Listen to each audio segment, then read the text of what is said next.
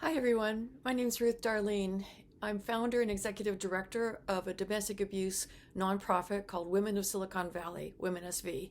I've been doing this work for the past 10 years and I've served over 1,000 women.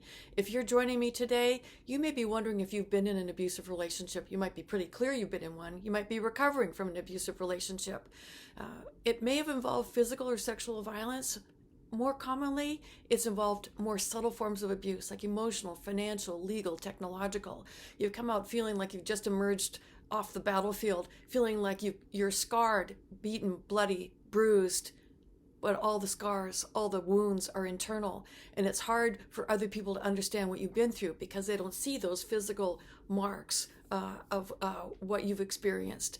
If you've been involved with a covert abuser, they often have done tremendous damage, not just to you, but to your children, if you've had children with them, to your career, to your spiritual life, to your sense of who you are, to your femininity, to your identity of who you are as a person, as a woman, as a professional, as an accomplished person. A lot of women have a hard time coming to grips with the fact that they've been in an abusive relationship, especially if they come from a background where there's education and success, and they've grown up in a nice family, or they've gone on to achieve great success in their life. It's hard to wrap your mind around the fact that you can be smart, you can be intuitive, you can be accomplished, successful, financially self-sufficient, and you can be a victim of a covert abuser. Why? Because these guys don't come with a playbook. It's not like you can say, oh, here you are. I see by your face that you're lying to me. I see by the words you're using in our conversation that you're manipulating me, or you're out to get something from me. You're out to control me. You're out ultimately to destroy me. They don't start off like that. They're so charming. They're so pleasant to be with in the beginning. And as little girls, we're not taught to recognize these early signs of controlling, manipulative, cunning, calculating behavior. Everything starts off rosy in the beginning. Many people have heard the term love bombing, and everybody's talking about narcissism these days. That's just one piece of the puzzle. What I've seen with the 1,000 women that I've worked with in the past 10 years is, yes, their partners tend to be self-involved. They tend to have an inflated sense of who they are and how important they are and how life and the world should revolve around them. That is a piece of the puzzle, but it's just one piece. There's so many other pieces. There's another phenomenon called the dark tetrad, which gets at more of who these covert abusers are. These are more pieces of the puzzle, but this personality dynamic is so complex and so hard to recognize that it really does take a seasoned expert to even begin to get at recognizing the early warning signs of this type of personality, and then what to do about it once you identify who you've ended up with inadvertently, innocently, through no fault of your own. So step one is to recognize that it's not your fault. You may feel like you're all alone, that there's something wrong with you, that you should have been able to identify this type of person sooner than you did. And please, let's sweep all of that self-blame aside and just take a moment to say, you entered into this relationship innocently. You opened your heart. And what did this guy do? Took advantage of your open heart, your innocence. You gave, he took. You gave more, he took more. Yeah, that's his idea of a give and take relationship. You give, he takes. It can take a long time to come to grips with the fact that you thought you were getting one person and ended up with another. There's a phenomenon called cognitive dissonance, which makes it really hard to hold two opposite ideas in your head at the same time. George Orwell wrote a whole book about it in 1984, the Ministry of Peace, all about war. What?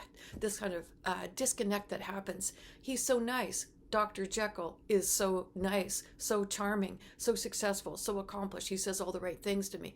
But, he cut that guy off when we were driving. He treated that server in the restaurant so poorly.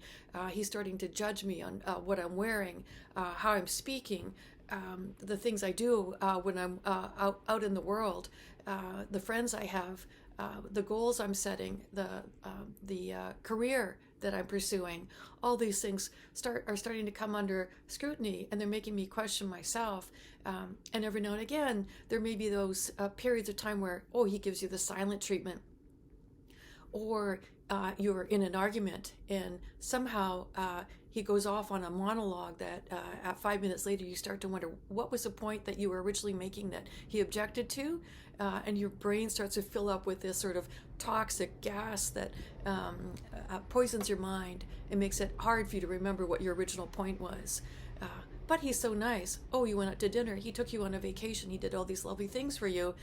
But there are these times when you come away from an interaction, a conversation, feeling like you did something wrong. You said something wrong. You started by trying to express yourself using your I statements or being assertive or trying to set boundaries. And somehow he wasn't playing by the same rules that were set for you, or that your therapist tried to suggest you use. The unfortunate part of trying to apply the types of tactics and techniques you might learn from therapists with this kind of relationship, the unfortunate part is they typically don't apply when you're dealing with a covert abuser. A covert abuser will take the regular rules that regular people or dysfunctional people or slightly neurotic or messed up people play by, and they will turn them on their head, invert them, and manipulate them so badly that they will leave your head spinning. They don't play by the regular rules.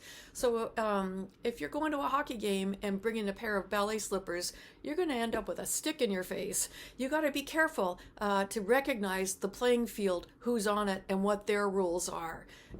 So once you start to recognize those rules, you'll realize that assertive statements aren't going to work. Saying, honey, when you make fun of my cooking when we're having friends over, that hurts my feelings.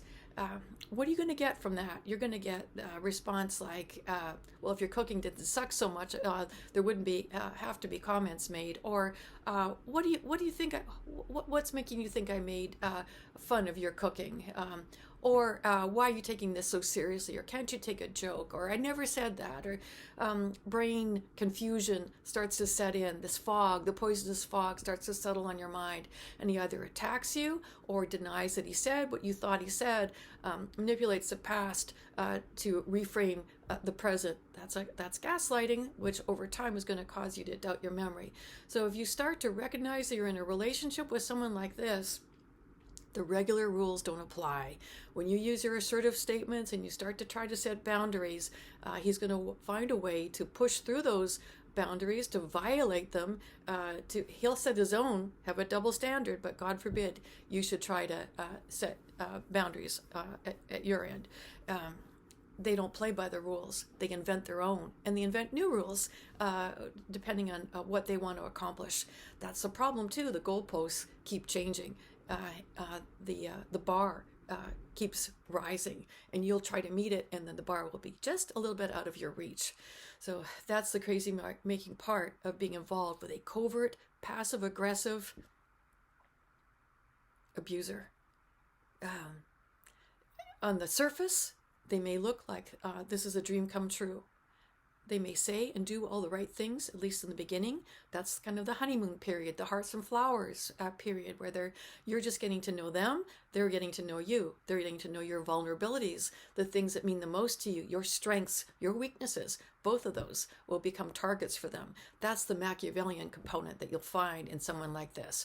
They are looking to know all about you, and don't you feel suddenly like you're on cloud nine because they're so interested in you. And over time, what you'll discover is they want to know everything about you, the better to manipulate you. Do you feel like your little Red Riding Hood?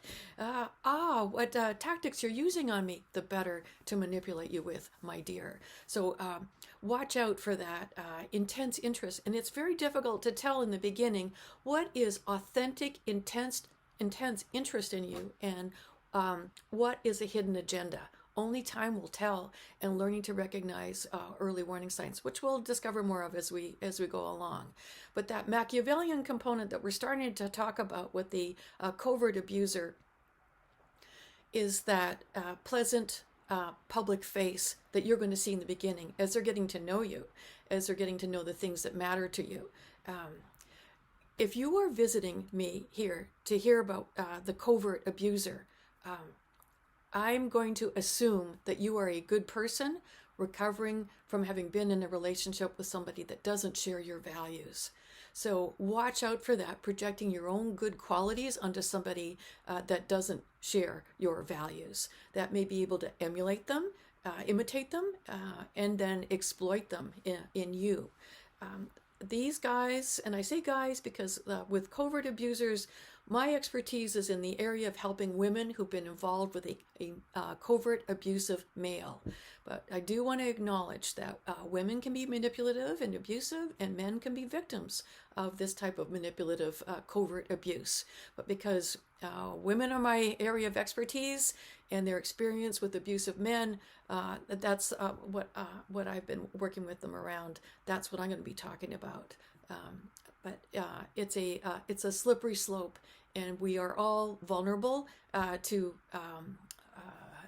imperfection and to perhaps saying things that we'll regret later and to hurting other people's feelings.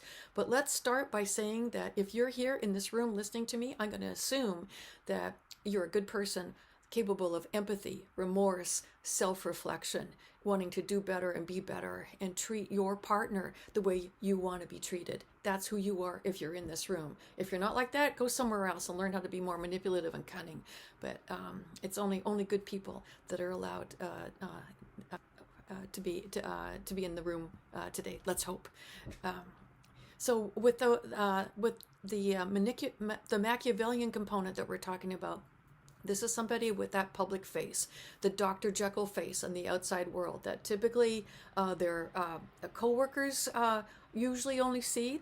There may be moments when the mask slips.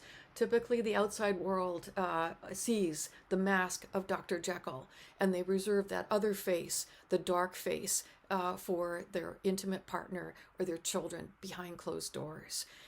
That's what can be so difficult for a woman to come to terms with, that this man that she fell in love with, Dr. Jekyll, she doesn't get just one, she gets two for the price of one here, Dr. Jekyll and Mr. Hyde. And he may say to her, oh, you're the only person that's making these comments to me about, you're the only person that seems to be finding that there's an issue here. Or if you weren't so XYZ, I wouldn't have to impose these consequences on you. And you may start to think after a time, is it my problem? Am I the problem here? If I am the only one he acts like this with, and everybody else thinks he's fabulous, am I doing something wrong? But here's something else I'd ask you to think about. Are you the only one he's in an intimate relationship with? And I say intimate in quotes, because these guys, if he's a covert abuser, they don't do true intimacy. It's that push-pull. They will punish you for trying to get too close and punish you for trying to get away. Push-pull, push-pull. How crazy-making is that?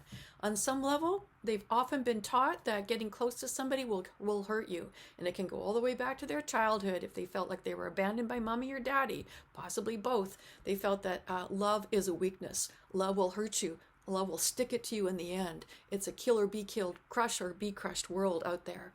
And the unfortunate piece is that even if they grow up learning that lesson and lacking in empathy as a result, that's not going to inhibit their rise to power and rise to success. So you see a lot of CEOs that lack empathy because it doesn't do you any good in the business world to feel sorry for your competition. You want to crush your competition and not feel sorry for your competition. So back to the Machiavellian piece, where they have one face in public, another very different dark side behind closed doors. So in the beginning, you see that public face, the charming persona, where they are saying and doing all the right things. Charming, charismatic. These are the words we hear over and over again with our ladies when they first meet this type of person. He's a doctor, lawyer, engineer. He's successful. He's accomplished. Drives a nice car. He's articulate. He's well-spoken. He's kind. He opens the door for you. He takes you to a nice restaurant. Always talking about, as the relationship goes on, taking you on vacations here and there. And look at the beautiful gifts he gets you. So on the surface, he's got all the trappings of a successful relationship, of a successful person, all the trappings of success. Watch out for that word, because often what they're doing is they're setting the trap for you. So over the next series of videos, we'll talk about how to recognize these early warning signs so you can get in, you can get out before you get in too deep. So you want, the earlier you get out of a relationship like this, the earlier you recognize the warning signs of a covert abuser, the quicker you can get out and the safer you'll be. The more deeply involved you get with someone like this, the harder it is to escape without tremendous damaging repercussions to your career, to your self-confidence, to your finances, to your physical and mental health and safety. So early warning signs, recognizing those, key. So let's go back to identifying what a covert abuser looks like, and then step by step we'll take you through how to recognize these early warning signs. We start with the Machiavellian piece, where it's that public face that you're getting, where he's wanting to know all about you, and seems to be like all in, really interested in your childhood and the things that happened to you and how you got where you are and the things that you value most. What are the things that are most dear to you? With a regular person, you want to open your heart and hear from them what they value most and what their inner secrets are. But in sharing all these things with a covert abuser, what you're doing is you are giving them all the information they need to manipulate and exploit and punish and threaten you later. So with the Machiavellian piece, they are very, they like to exploit people. They look for those weaknesses and they exploit them. They look for your strengths and attack those strengths. Are you an accomplished scientist? Are you a successful physician or a therapist or a religious leader? Or do you own your own business? These are wonderful accomplishments. Or are you a teacher or a writer or someone that's living a reasonably successful life, but you have certain passions that are very important to you, and you are enjoying those passions and sharing them with your new partner. Let's say you're a writer, for example, and then you start to share some of your writing with a covert abuser. In the beginning, they may give you lots of praise, but over time, you may start to see them beginning to pick apart your writing, to suggest, oh, wouldn't it be better to say it like this? Or maybe you want to just take out that whole paragraph, or maybe you want to rewrite the introduction.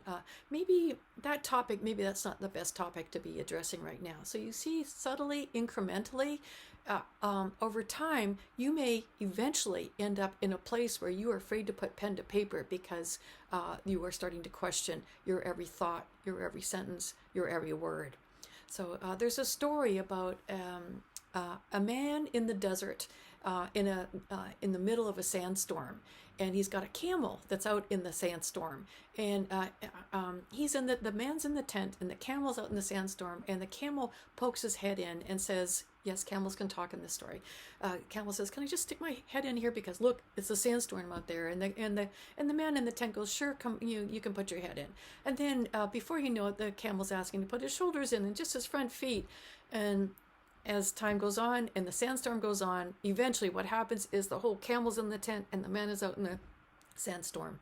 Watch out for the subtle incremental effect of the covert abuser who bit by bit reels you in, pulls you in bit by bit, and then erodes your freedom, your boundaries, borders, your sense of who you are and what's right and what's normal and what's healthy. And you start to question what's real and what's right. And that is the impact of dealing with a covert abuser with that Machiavellian component who exploits your strengths and exploits your vulnerabilities. Were you raped in college or as a young person? Were you sexually abused? Well, what does he do with that knowledge? Is he very careful around the whole area of intimacy with you? Or does he eventually demand that you have sex with him in order to prove that you love him? What's that about?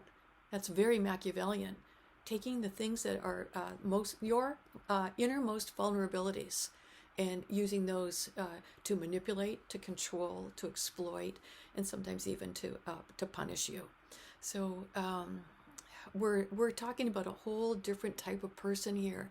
And unfortunately, out in the regular world, because you're a good person, you're going to have that tendency to project your goodness onto the people you meet, especially if they say and do all the right things in the beginning. Why? Because we don't have a playbook to recognize this type of person. We're taught to take people as they present. That's what, like in many professions, that's what they do. They don't do it in law enforcement, but in a lot of other professions they do. When you go to a doctor, they say, what seems to be the problem? And you go, oh, well, doctor, it hurts when I go like this. When they say, don't go like this. But you say, it hurts when I eat this, or it hurts when I do this. It hurt, I get headaches, or I'm been throwing up, or you'll give them a list of symptoms. They'll take you at your word, and then they'll come up with a diagnosis and give you a treatment. Well, that kind of model is used by lots of different professionals. When you go to a therapist, Dr. So-and-so, I'm in a dysfunctional relationship, and I don't feel my partner's treating me very well, and I'm unhappy, and I'm feeling depressed, and I'm feeling very anxious. Well, the therapist will look at all those symptoms and then prescribe some kind of treatment. It could be medication, or it could be CBT therapy. It could be CBD if you're feeling some pain or wanting to calm down a little. Could be EMDR. There's lots of different therapeutic interventions that they could suggest depending on the symptoms that you describe to them in your life. And they're going to assume that you are authentically presenting who you are to them. Same with a religious leader. You go to your minister or a rabbi and start talking about what's going on in your life. They're going to believe you. Same with an attorney. Like once they take you on as a client, they're going to believe what you're telling them. You pay them to believe you. Same with a domestic violence advocate. You don't pay them typically. I don't charge for my services. It's a nonprofit. And we do believe that every woman, every child, every man for that matter, has a right to live in peace and safety in their own home. And they shouldn't have to pay to exercise that right. So if you're getting attacked and you call the police and they come and rescue you, they don't send you a bill afterwards. But we also don't charge at WomenSV, Women of Silicon Valley, because so many of our women are struggling financially because they've been completely financially abused by their intimate partner. Again, that sort of bait and switch, that Machiavellian piece. Oh, here, I'll look after the taxes for you. Or here, just sign this. Yeah, we're getting married tomorrow, but, my board says they just want you to sign this to protect me. And then in the heat of the moment and the excitement and you want things to go well, you sign that. And what does it turn out to be? A quit claim deed where you lose, or a prenuptial where you lose all your interest in the whatever home that you just bought together, or you are saying that you won't have any claim on any of the money he's made from the business that you started together. So watch out for these things. That Machiavellian piece where they are looking one way and then acting another. Watch for that disconnect that's going to create cognitive dissonance in you. It's going to that tilt, like he said this, but he did that. He said this, but my gut is telling me something different. Watch out for your gut instincts. Because your gut instincts, they are going to tell you when something's off. And those gut instincts, that inner voice, is going to get eroded and worn down and drowned out over time by his. Especially if he is articulate and charming and calculating and manipulative and very sophisticated in mind games and mental and emotional and psychological manipulation. And these guys typically are. And over time, with this type of gaslighting that can happen, you can start to doubt your own inner voice. And what happens then? That little voice that was going, danger, danger, like if you're old enough, like as old as me, to recognize or remember the robot in Lost in Space, danger, danger, Will Robinson. Those flailing robot arms kind of, lose their energy over a period of time. The battery gets drained, and you get that inner voice. The warning alarm system loses its power and gets drowned out by your partner telling you you're wrong. This is the way things are now. This is the new reality. So when that happens, it can have a devastating impact on your sense of your sanity, your sense of identity, your sense of power and freedom and agency in the world. This type of abuser does not stab you through the heart with a sword. They do not, they typically don't beat you up black and blue where you end up in the ICU. What they do is they poison you slowly over time. It's death by 1,000 cuts, not by a single sword thrust. It's death by 1,000 cuts, slowly, incrementally. Everybody's heard that story of the frog in the pot of water. Whoever put a frog in a pot of water to test that anyway? I want to know that person, but it's that incremental. I don't want to know that person, but it's that incremental, degree by degree, turning the heat up. So over time, you're in this completely, and it's not just dysfunctional. There's a lot of dysfunctional couples out there, but what we're adding to it is that element of fear and danger. So as we go through the covert abuser characteristics, you're going to see that this is so much more than dealing with a narcissist. It's good to watch those videos, but it's one thing to leave a jerk. It's another to leave a potential killer, a dangerous man. And these are dangerous, dangerous men. And I want to teach you how to recognize dangerous men. Thank God there's a lot of really good men out there, because otherwise, who would ever want to leave their little safe sanctuary? But the trick is learning to differentiate the good ones from the screwed up ones, dysfunctional ones, from the evil ones. And I do use out those terms, good and evil. So if that doesn't resonate with you, this may not be the right place for you. I am a woman of faith. I believe in God and Jesus and fairies and angels and everything. I'm not your typical Christian, but I am a believer. I believe that all roads lead home in the end. And I do believe that there's this ultimate source of good that's watching over us, a benevolent being that hopes that we will choose the right road. But in order for it to mean anything, we've got to have that choice. And that choice means choosing good, the good direction, or choosing the other dark direction. We're either spiraling upward towards goodness, getting better and better versions of ourselves, or we are in danger of spiraling downward, becoming worse and worse versions of ourselves. And evil is tempting. Evil is fun. Come to the dark side. We have cookies. But unfortunately, you often get that short-term payoff for the long-term damage to the soul, to your integrity, to your heart, to your mind, to your conscience, to your body. What I hope that I can impart to you is this kind of safari guide to the jungle that is the world out there. There be giants, there be lions, there be dragons, there be poisonous plants, there be poisonous frogs, there be creatures and vegetation out there that looks innocuous on the surface but can gobble you over time. If we can look at the safari guide and look for these warning signs, then the better to protect ourselves while still exploring the jungle. We can go swimming in the ocean, but when we see something that's got the soundtrack to Jaws in it, we can swim, get back on shore quickly, and not say, oh well, let's ignore the dun dun dun dun, because maybe it's a dolphin. So let's watch out for that. We want to recognize these signs. Machiavellian is one important component. So we talked about the Machiavellian piece, this one face in public, where they have this great public image. They may coach their kids' soccer team, give to worthy causes. They look great on paper, and they are often so cool and charismatic, but also cunning and calculating and manipulative.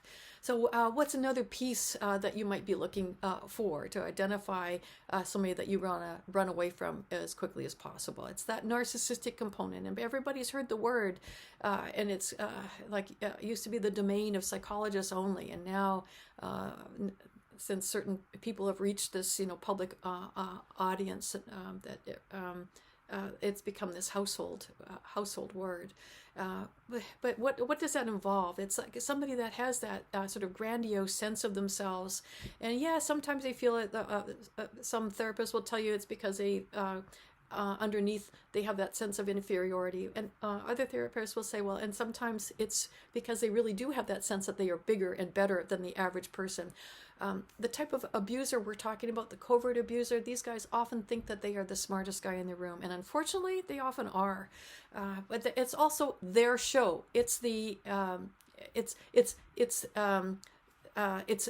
show 24/7, and God forbid you should ever try to borrow or have that limelight or be in the spotlight for a little while instead of them. They will find a way to make you pay for it by humiliating you, by punishing you for it in some way later. It's got to be about them all the time. It's okay for them to get sick or to come home at midnight. Watch out for the double standards that they set as a result of that, thinking that there's one set of rules for them, another for the average mortal. They with this piece of wanting to always be the center of attention, watch out for that if you get pregnant in a relationship like this or have your first child. Getting pregnant or giving birth often marks the beginning of a change in their personality. And it may have been very difficult to see these warning signs before, but often you'll see glimmers when the spotlight is turned on somebody else. Or how do they talk about other people? How do they talk about other relationships? Or actually, how do they talk about their their mother, their sister's previous partners that they've had? Those are warning signs too. But how are they at sharing? How generous are they? How giving are they in the world? And not just that surface giving, as in like donating every holiday season to some worthy cause, but what is their nature like? If there's a if you're sharing French fries with them and there's one left, will they give you the last one? How are they at a party? If somebody's telling a funny story, will they laugh and appreciate it, or do they want to step in with an even funnier story? So no, this isn't always the case, because you'll sometimes find that there is some of these covert abusers that don't grab the spotlight, that are more sort of introverted and on the sidelines and more quiet. So that's why it's just so it's a slippery slope, and it is a jungle out there. But we look at a pattern, a cluster of characteristics, and the pattern that emerges over time, behavior that emerges over time, because that is going to tell you about their personality. And one-off behaviors can be changed over time, and one-off attitudes about this and that can be changed over time. But when you get a cluster and a pattern that unfolds, you start to move into the realm of personality, and that is very difficult to change. So that's where you want to say, okay, this is a covert abuser, that's his personality, I'm out of here. And we'll talk in a future video about how to get the hell out as safely as possible. It's always dangerous to end a relationship with a covert abuser. Why? Because you are signaling to them that they are no longer in control of the relationship or of you. And these guys are all about control. So many women think, oh, I'm out of the relationship now, things are just going to get better. And often they don't realize that that's when the real trouble is going to begin. Over 70% of domestic violence incidents happen after the woman leaves the relationship, even if there hasn't been abuse before. So watch out, even if they've, in quotes, only been emotionally abusive before, they can turn physically abusive at any moment. And that's why safety planning is such a huge piece of being in this type of relationship and leaving, escaping from this type of relationship, and moving on with your life after this type of relationship. So we have that narcissistic component where the world revolves around them. They got to be the center of attention, and they will. They have a hard time really genuinely feeling sorry for any pain that other people suffer. Have you heard the story about the wise man, the fool, and the evil one? So you're walking down the street with the wise man, and he steps on your foot. You say to the wise man, "Did you know you just stepped on my foot?" And the wise man says, "Oh, I'm sorry, I didn't realize your foot was there." And then you keep on walking. He doesn't step on your foot anymore. No need to take any different action there. Now you're walking down the street with the fool, and the fool steps on your foot. and you say to the fool, did you know you just stepped on my foot? And the fool says, well, what was your foot doing there? Or, no, I didn't. Or, what's your problem? Why are you so overly sensitive about your foot?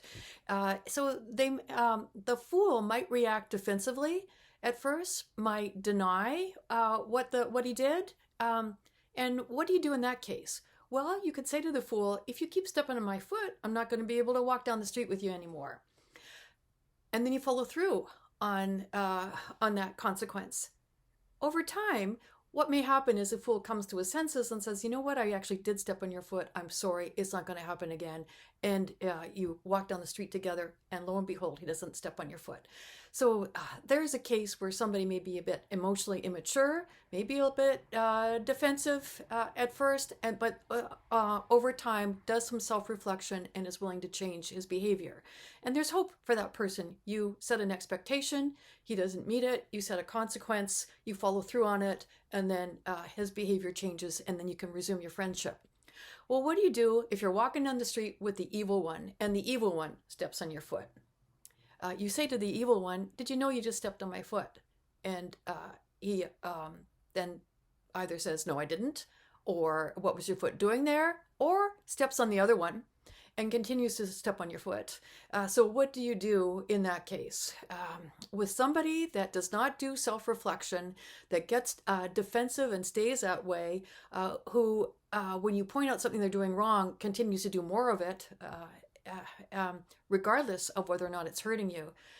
What action do you take then? Once you recognize that this is not a behavior issue, this was not a mistake, this was not a flawed person taking some time to come to terms with bad behavior. This is a character issue, a personality issue. It's someone who can even enjoy or take satisfaction out of causing pain to somebody that he should be protecting or caring for. What do you do then? That's when it's time to move away. Move back, step away, step back, carefully, slowly, strategically, and gather your allies and resources around you. Because that's not somebody that is going to have this moment of revelation.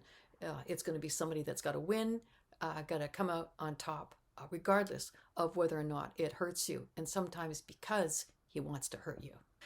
So the psychopathic component here is that where they have that charming exterior, where they are the consummate salesman, very charismatic,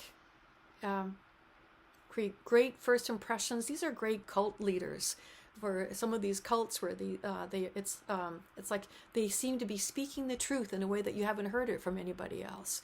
So they can pull you in, but over time, that's when you start to recognize that they lack empathy, they lack remorse, they lack self-reflection. They are vengeful when they feel that they've been harmed, or if you dare to point out the truth of the hurt that they've caused or who they are. If you have unmasked them, watch out for that, because that's when they will become truly dangerous and punitive and vengeful. So this type of person often sees intimate relationships as they confuse love with ownership. They confuse respect with fear.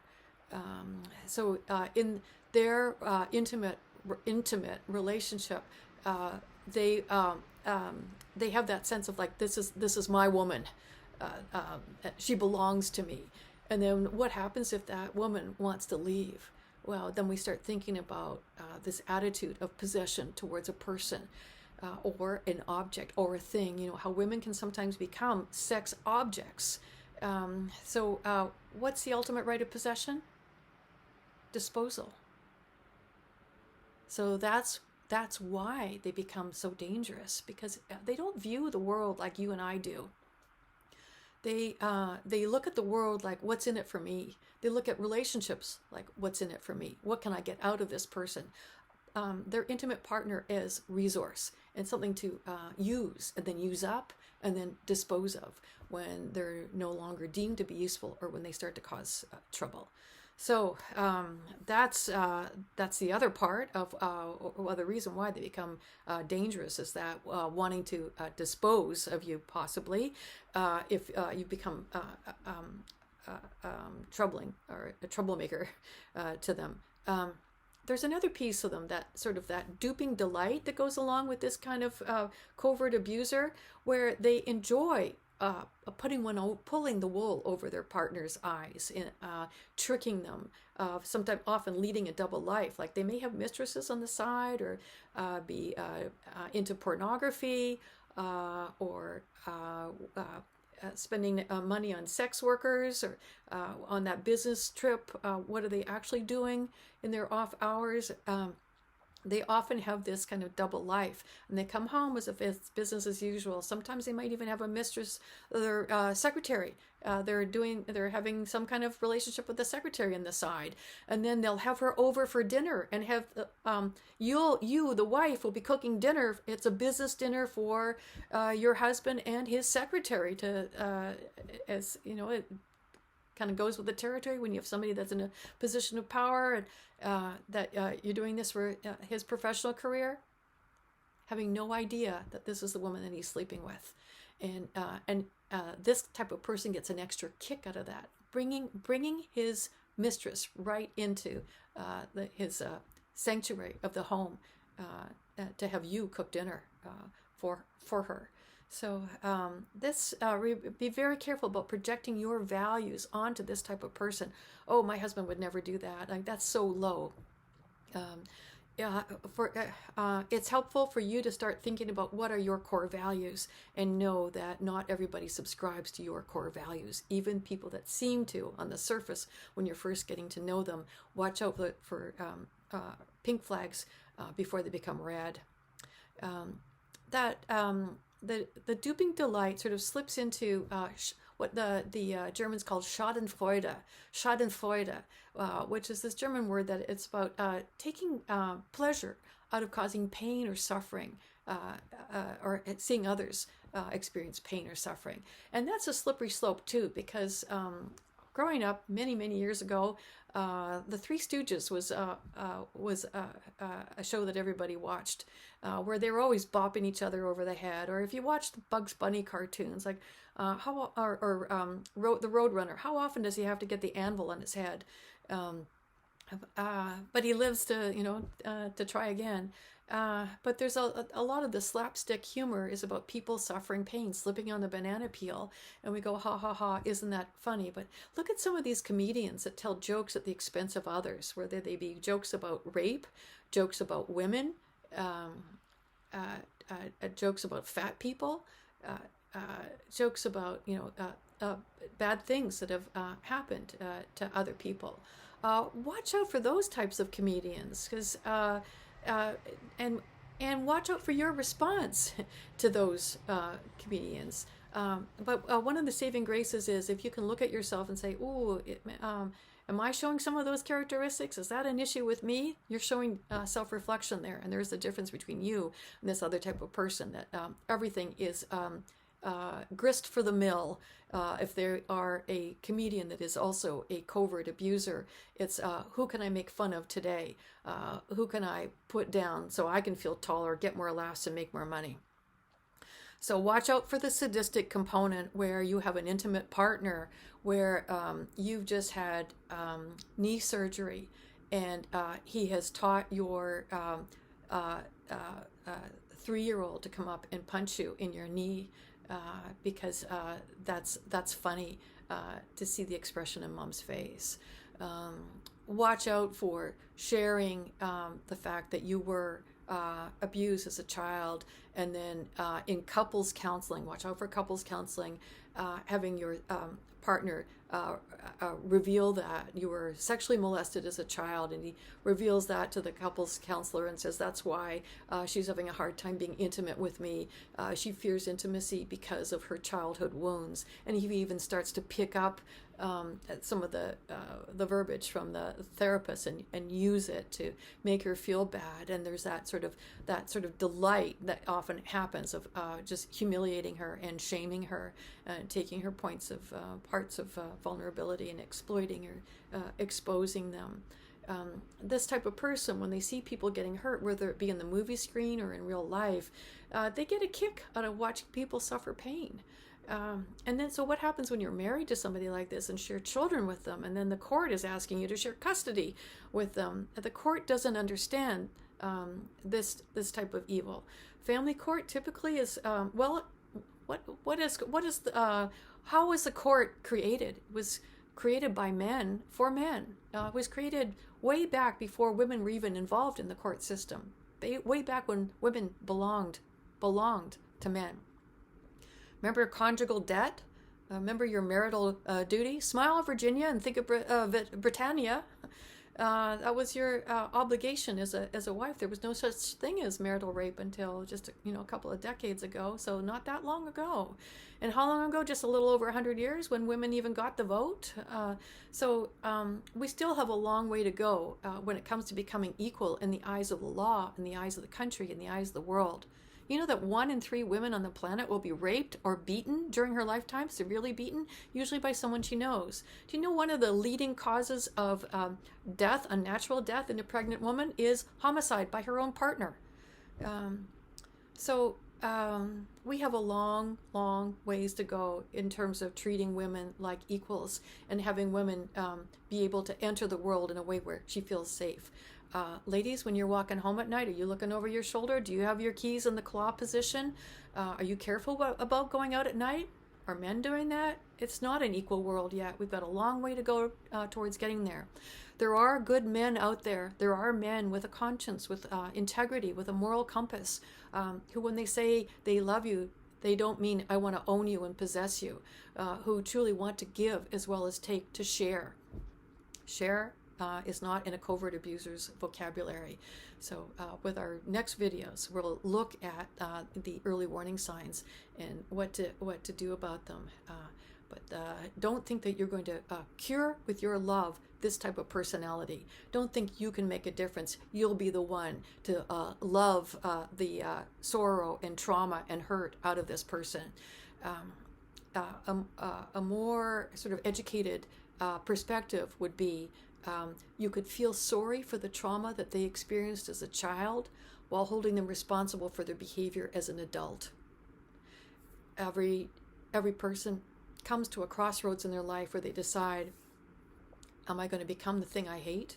Was it Goethe who said, be careful about when you look into the abyss looks into you. Be careful about becoming the thing you hate. If you were abused as a child, you're not necessarily going to turn into an abuser yourself. You're not necessarily going to end up with somebody that abuses you. There is a risk for either of those things to happen, but there's a third door that you can walk through, and that is treating somebody with more love, more kindness, more compassion than you ever received growing up, because you know how hurtful it was to you to not have those things in your life. So the covert abuser learns that when you open your heart, you get a knife through it. So you better stay armed and have your armor on at all times, because it's a kill or be killed world out there. It's Genghis Khan in the workplace, in the world, and in the home. So once you realize that that's the sort of person you're dealing with, back away slowly. Just know that it's an alien life form. They walk amongst us like regular people, but they are hybrids with the shape of a human and humanoid features, but where the heart should be, there's an abyss. And they may try to fill it with all kinds of toys, expensive cars, clothes, trips, houses, islands. But it's an infinite abyss, and you cannot fill an infinite abyss with finite things. And watch out for your predilection, your desire to try to fill that hole in them, because you are a finite being. You are a finite being. Your soul may be infinite, but there's a finite length of time that you have on this planet, and you can give and give and give, but there's only so much you can give before you become completely depleted.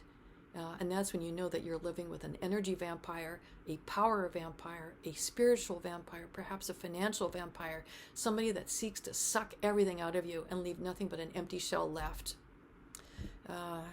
And hopefully that's not you. It's not you, because you wouldn't be tuning in to this video if you had given up all hope.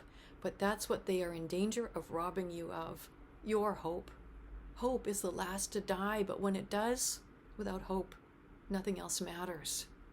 Watch out for these guys, because they commit the ultimate form of identity theft, robbing you from you, stealing from you everything you were before getting into this relationship. Were you fun? Were you confident? Were you successful? Were you creative? Were you spontaneous? Were you lively? Did you have this joie de vivre? What happened to that? Where'd it go? You ask yourself that question. Where did it go? Who took it from you? Who took it slowly? $1 at a time, a smile at a time, a word at a time. That's how, like, the sands of your life leak out of you. You know, if you imagine the sands of who you are in an hourglass, like, bit by bit. That's why it's such a dangerous relationship to be in, because it's so hard to recognize. It happens so slowly. It's not like hemorrhaging. It's the slow drip of your life's blood coming out of you. And you may think, it's my fault. What am I doing? How can I make things better? And if you end up going to couples counseling, it's going to make things even worse, because they're going to say, what's your role in it?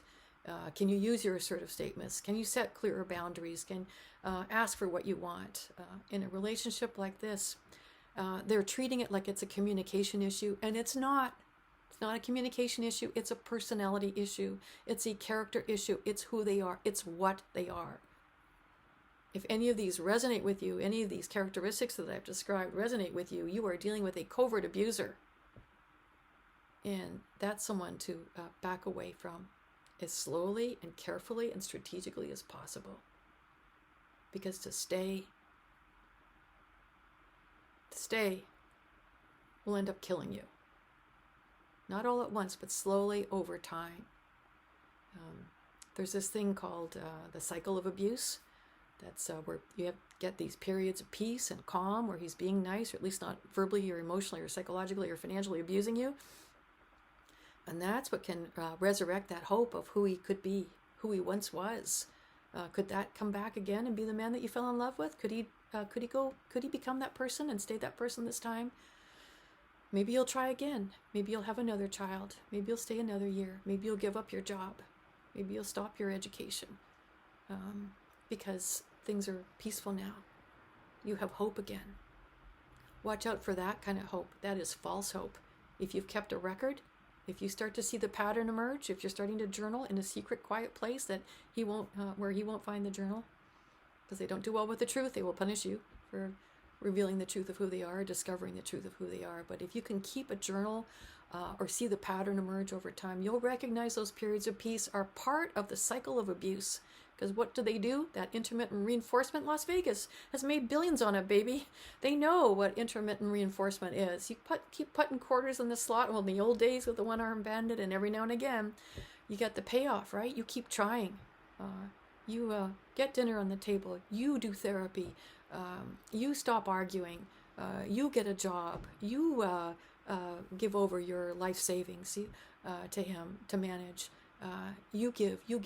And, well, look, things are better now for a time. But what you may not realize is those periods of peace and calm, that's part of the control. Because why? Resurrects that false hope, keeps you in the relationship. And if you start to pull back, you'll see the periods of peace and calm come back. So it's like this give and take, push, pull, which is crazy making and depleting over time. The average number of times a woman leaves an abusive relationship is 7. 7. False hope. That kind of false hope has killed more women than cancer. And many of our ladies end up with life-threatening illnesses, including cancer. No history of it in their family. Why? Because psychological abuse damages the heart, the mind, the spirit, the body. It's an invisible kind of poison, kills you slowly over time. Sometimes women end up committing suicide after a relationship like this, and that is not suicide, that's murder. Oh, they talk about staged suicides, where she He strangles her and then makes it look like she hung herself. I'm not even talking about that, though that is murder. But I'm talking about women who can be driven to take that overdose, or women who end up getting a life-threatening illness and succumb to it, who just give up on life, who've been robbed of hope. The ultimate form of identity theft comes from the covert abuser, because he steals you from who you were. He steals everything about who you were before getting into this relationship, and that includes your hope. That is just another level of evil. And we think about therapy that can be very helpful for women recovering from this kind of experience with a skilled therapist.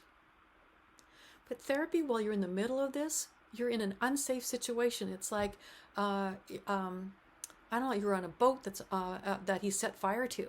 And then to have a therapist come in and say, well, let's talk about this, and how do you feel about that? The boat is sinking. He's sinking it.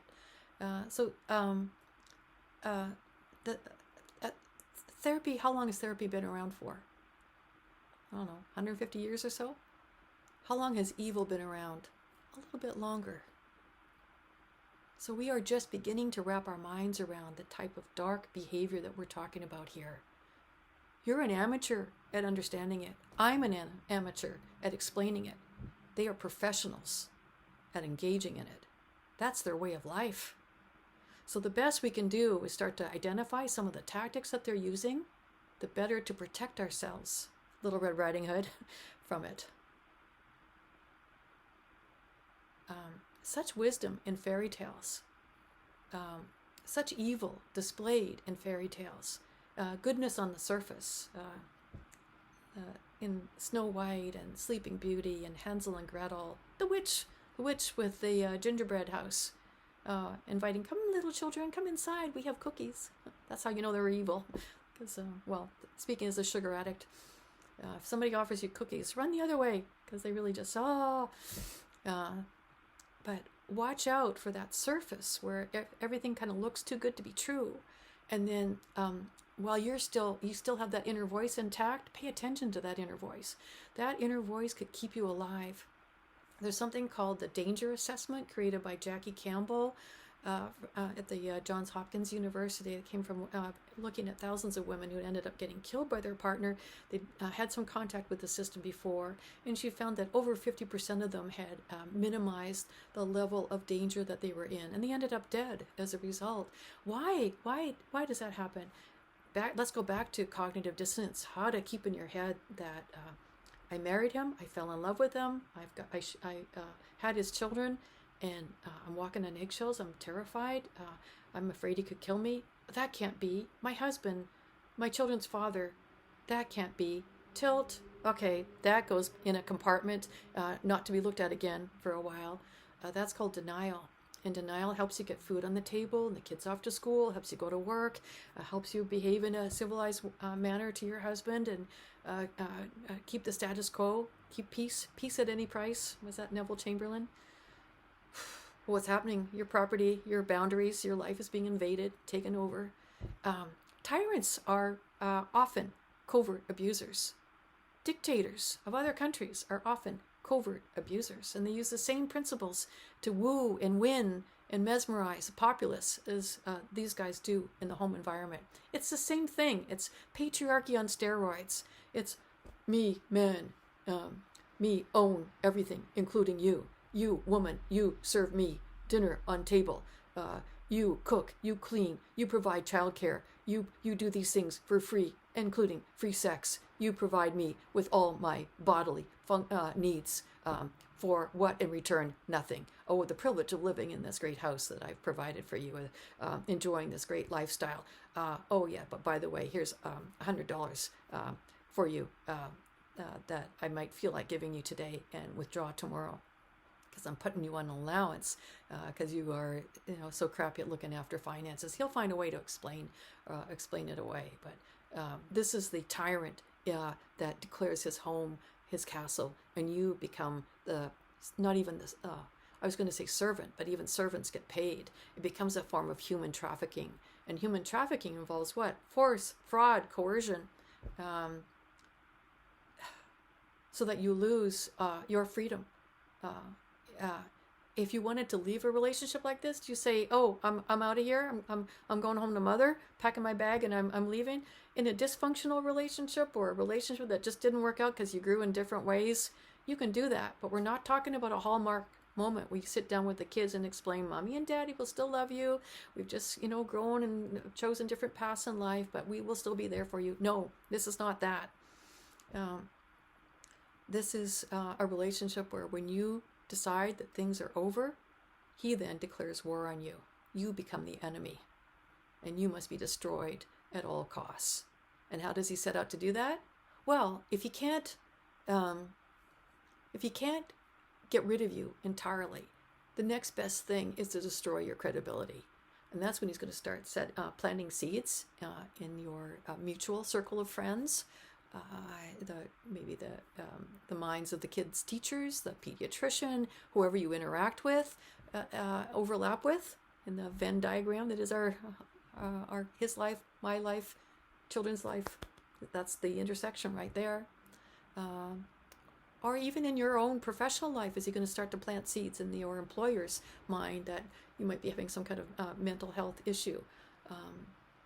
Or before you leave, and if you've told him that you're leaving, is he going to try and set you up, get you arrested, get you kicked out of the house, a restraining order on you, or get you carted off on a psychiatric hold, being made to look crazy because he's kept you up all night, ranted and raved at you, threatened to kill you, and then you finally react and he films that and says, "Here, look, officer, look how crazy she is. I was in fear for my life."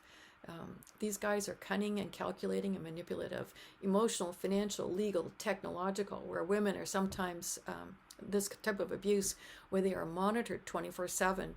Hidden cameras and smoke detectors, in the ceiling vents, in their cars. You drive a Tesla or another smart car with an app on it, watch out, because even if he's not in the car, he can control the car. Smart cars, some of these cars can be listening devices even when they're turned off. And so you're starting to think, why does he know what I'm doing, where I'm going, who I'm talking to, and what I'm saying, even when he's nowhere around, even when I've left my cell phone at home? In a way, he does start to look omniscient, that he's everywhere at once, and omnipotent, that he's all-powerful. When you start to talk like that to a police officer or to a therapist, a psychiatrist, or you're having a panic attack and show up at the ER, you're liable to end up in a 5150 hold yourself. So watch out for that, because you're playing into his hands.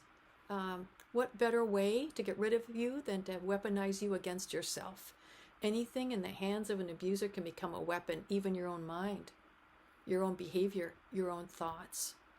Maybe I am going crazy. Maybe I am all alone. Maybe there is no way out. Maybe I need to surrender. Maybe I need to give up. Maybe I need to give him everything. So watch out for the weaponization of yourself against yourself, your mind against your mind. That's where they excel. Anything in the hands of an abuser can become a weapon.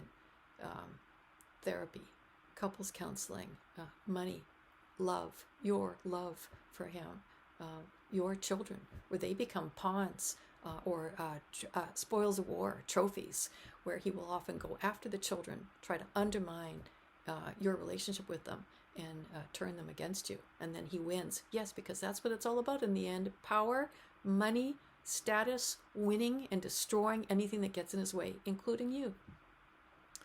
And who's the ultimate casualty here? The children, the next generation, where they learn, am I going to be like dad? Am I going to be like mom? Am I going to go my own way? They come to that crossroads too, but how damaging it is for them to travel that road. So bless your hearts for being on this journey with me. I will continue to support you in any way possible, but please know that it is through no fault of your own that you ended up in this room hearing me talk to you about the covert abuser. Were you taught any of this growing up? Do you speak Swahili? Do you speak French? Do you speak Mandarin? If you do, that question doesn't apply to you. But if you don't, isn't it because you weren't taught as a child? You weren't taught at any time in your life. We've not been taught these skills. I'm working on a teen dating curriculum now to help young people recognize early warning signs of controlling, coercive behavior. That's where it's got to start. If we can catch them early, help them recognize it's a jungle out there, still go and explore. Put your explorer's hat on, but don't travel alone. If you meet somebody that looks like they're friendly, that they're nice, how about introducing them to your friends and family members and getting to know them? Proceed with caution and keep checking that guidebook and let them earn your trust. Don't always give them the benefit of the doubt. As little girls, that's often what we're taught. We're taught to cross our legs and fold our hands in our lap and say, yes, sir, no, sir, yes, ma'am, no, ma'am. And sometimes what happens is we end up endangering our physical safety for the sake of being polite. Watch out that manners don't end up trumping survival. So take good care of yourselves, my friends. Welcome, and let's talk again.